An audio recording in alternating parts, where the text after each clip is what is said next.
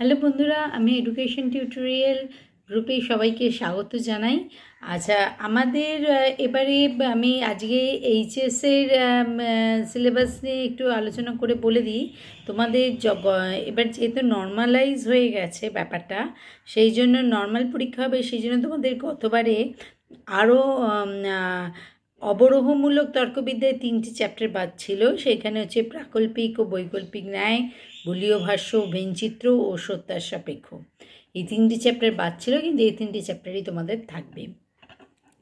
আচ্ছা, এই 3টি চ্যাপ্টার থেকে কিন্তু তোমাদের ব্রড প্রশ্ন থাকে না। এই 3টি চ্যাপ্টার থেকেই তোমাদের সংক্ষিপ্ত উত্তর, মানে শর্ট কোশ্চেন আর M.C.Q, এই দুটোই তোমাদের পড়তে হবে। আচ্ছা, আর আরোহমূলক তর্কবিদ্যায় গতবারে তোমাদের কারণ আর আরোহমূলক দোষ, মানে 2 নম্বর চ্যাপ্টার আর 4 নম্বর চ্যাপ্টার, এই দুটো চ্যাপ্টার বাদ ছিল তোমাদের। কারণ আর আরোহমূলক দোষ বা অনুপত্তি, এটা তোমাদের বাদ ছিল। কিন্তু এবারে যেহেতু নর্মাল তোমাদের সব কিছু হয়ে গেছে, এবারে কারণটাও পরীক্ষায় থাকবে এবং আরোহমূলক দোষটাও তোমাদের পরীক্ষায় থাকবে। আচ্ছা, এখানে বলার কথা হচ্ছে কারণ এই চ্যাপ্টারটা থেকে M.C.Q আর তোমার শর্ট কোশ্চেন থাকছে, কিন্তু আরোহমূলক দোষ থেকে তোমাদের শুধুই ব্রড প্রশ্ন থাকবে 8 নম্বরে। আচ্ছা, এখানে এই আরোহমূলক দোষ থেকে তোমাদের কিন্তু M.C.Q বা শর্ট কোশ্চেন করতে হচ্ছে না, শুধুই ব্রড প্রশ্ন করতে হবে। যা তাহলে আমার যে যারা আমার ভিডিও সাবস্ক্রাইব করেছো এবং যারা আমার ভিডিও দেখছো, তারা আমার দেখেছো যে আমি যারা সাবস্ক্রাইব করোনি, আমি তাদের অনুরোধ করবো তারা তাড়াতাড়ি পারো সাবস্ক্রাইব করে নাও। আর দেখবে, আর আমার যে ভিডিওগুলো রয়েছে তাতে আমার মোটামুটি অবরোহমূলক যুক্তিবিদ্যায় আমার সবকটা চ্যাপ্টারই আমি কভার আপ করেছিলাম, কিন্তু আরোহমূলক তর্কবিদ্যায় আমি সবকটা চ্যাপ্টার কভার আপ করিনি। সেইখানে এবার আমি আজকে তোমাদের কারণ এই চ্যাপ্টারটা পড়াবো। আচ্ছা, এই চ্যাপ্টার থেকে যেহেতু ব্রড প্রশ্ন আসবে না, সেই জন্য আমি ব্রড প্রশ্ন তোমাদের দেবো না।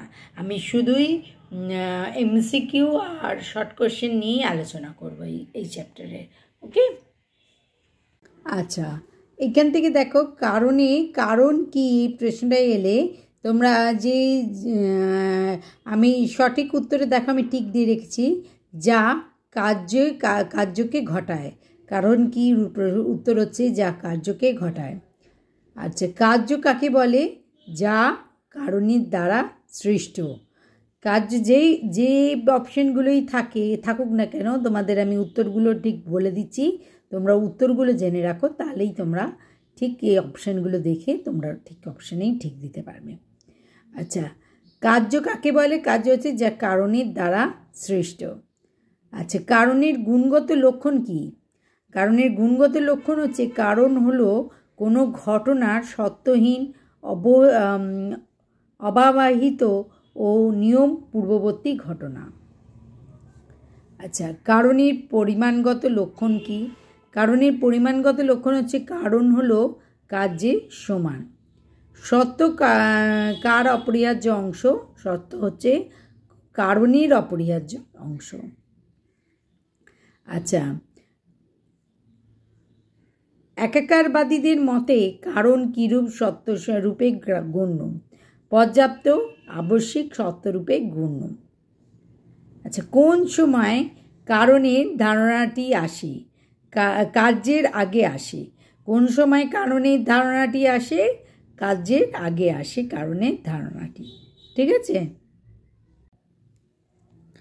কার্যের ধারণাটি কারণের ধারণার সঙ্গে কিভাবে সম্পর্কযুক্ত? কার্যের ধারণাটি কারণের অনুগামী। হ্যাঁ, তাহলে কার্যের ধারণাটি কারণের সঙ্গে কিভাবে সম্পর্কযুক্ত? কার্যের ধারণাটি কারণের অনুগামী। কারণের ধারণাটি কার সঙ্গে জড়িত? কারণের ধারণাটি কার্যের ধারণার সঙ্গে জড়িত। কারণ থেকে অনুমান করা হয়।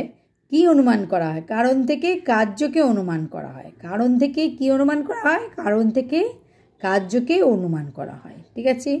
আচ্ছা, কারণ কখন আসে? কারণ যখন কারণ কার্যের ধারণার আসে না। আচ্ছা, কারণ কখন আসে? কারণ কার্যের ধারণার আসে না। ঠিক আছে।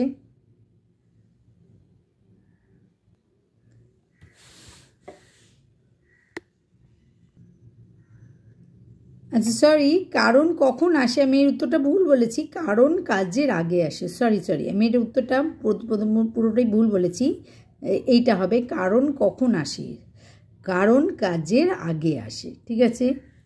আচ্ছা, কার্য কখন আসে, কার্য কারণের পরে আসে।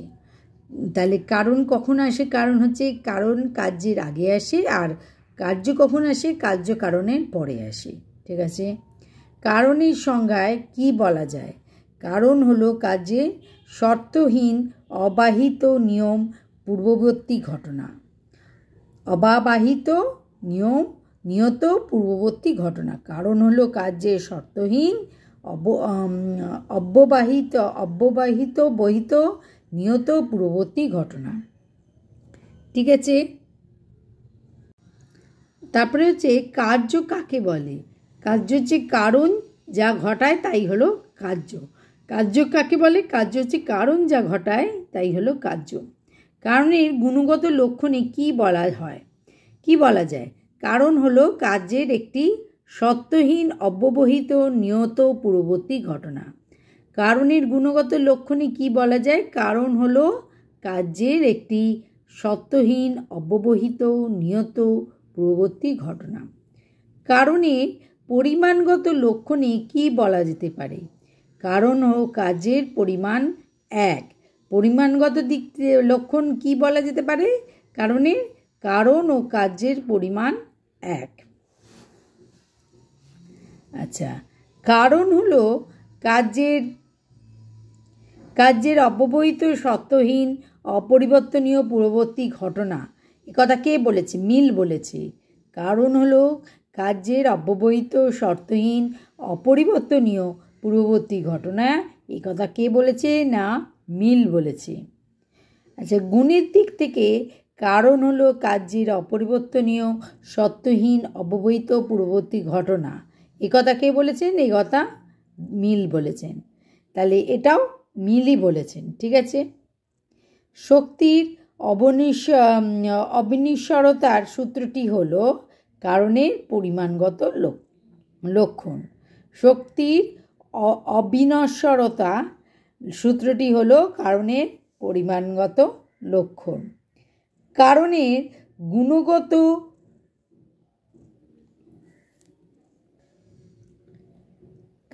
গুণগত ও পরিমাণগত লক্ষণের উল্লেখ করেছেন কার্ভেদ রিড। তাহলে কারণের গুণগত ও পরিমাণগত লক্ষণ উল্লেখ কে করেছেন? না, কার্ভেদ রিড। কোন দিকের পরিপ্রেক্ষিতে কার্য ও কারণ পারস্পরিকভাবে সমান? পরিমাণগত দিক থেকে। তাহলে পরিমাণের দিক থেকে কার্য ও কারণ পারস্পরিকভাবে সমান। আচ্ছা, কার্যের একটি অব্যবহিত আগের ঘটনাগুলি হলো কারণ। কার্যের ঠিক অব্যবহিত আগের ঘটনাগুলি হলো কি? কারণ। তারপরে দেখো, কারণ ও কার্যের পরিমাণগত লক্ষণ কয়টি? বৈজ্ঞানিক নিয়মের ওপর গঠিত। দুটি নিয়মের ওপর গঠিত। ঠিক আছে। আচ্ছা, কারণ হলো কার্যের নিয়ত ড্যাশ ঘটনা, পূর্বগামী ঘটনা। কারণ হলো কার্যের নিয়ত ড্যাশ ঘটনা, পূর্বগামী ঘটনা। কারণের ধারণাটি ড্যাশ ধারণার সঙ্গে জড়িত, কার্যের ধারণার সঙ্গেই জড়িত। কারণ হলো সদর্থক ও ড্যাশ সত্ত্বের সমষ্টি, নঅর্থক সত্ত্বের সমষ্টি। আচ্ছা, যুক্তিবিজ্ঞানীরা কারণকে কয়েকটি অর্থে প্রয়োগ করেছেন? তিনটি অর্থে প্রয়োগ করেছেন। যুক্তিবিজ্ঞানীরা কারণকে তিনটি অর্থে প্রয়োগ করেছেন। ঠিক আছে। গুণগত লক্ষণে কারণ হলো কোনো ঘটনার ড্যাশ অব্যবহিত নিয়ত পূর্ববর্তী ঘটনা, শর্তহীন। তাহলে গুণগত লক্ষণে কারণ হলো কোনো ঘটনার শর্তহীন অব্যবহিত নিয়ত পূর্ববর্তী ঘটনা। কারণের পরিমাণগত লক্ষণে কারণ হলো কার্যের সমান। কারণের পরিমাণগত লক্ষণে কারণ হলো কার্যের ড্যাশ সমান। ঠিক আছে, তারপরে একটা হচ্ছে কারণ ও কার্যের মধ্যে কোনো আবশ্যিক সম্বন্ধ নেই, এ হলো ড্যাশ অভিমত, এ হলো হিউমের অভিমত। ঠিক আছে, কারণ হলো কার্যের মধ্যে স্বতঃসংযোগ আছে, এ হলো ড্যাশের অভিমত, এ হলো হিউমের অভিমত, এটাও হিউমের অভিমত। ঠিক আছে, আচ্ছা, কারণ হলো শর্তের সমষ্টি।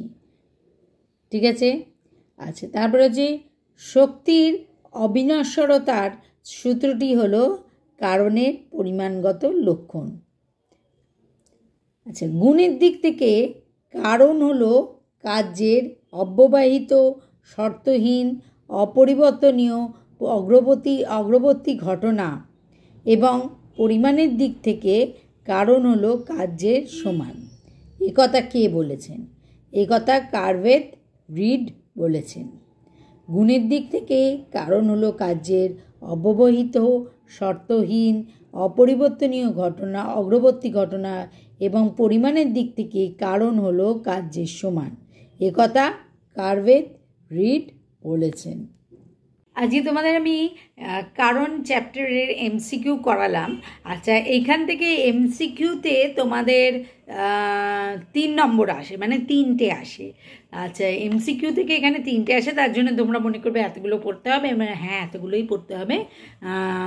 চাইলে যদি তোমরা আরও অন্য কোথাও থেকে পাও সেগুলোও পড়তে পারো। সুতরাং যত পড়বে, যত এমসিকিউ করবে, ততই তোমাদের কারেক্ট উত্তর বেরোবে।